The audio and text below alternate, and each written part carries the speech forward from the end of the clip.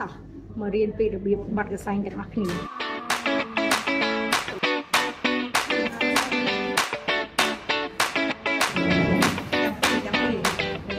អត់ទេកគ្នាអត់នេះ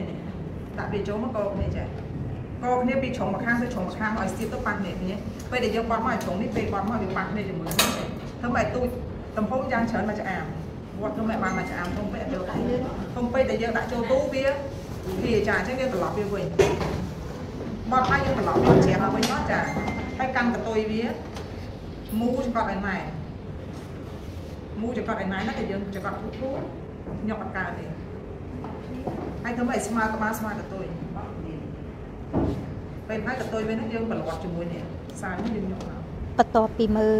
អ្នកគ្រូបង្រៀនអំពីរបៀបបត់កសែងហើយតោះកូនសិស្សទាំងអស់គ្នាចាប់ផ្ដើមអនុវត្ត Let's go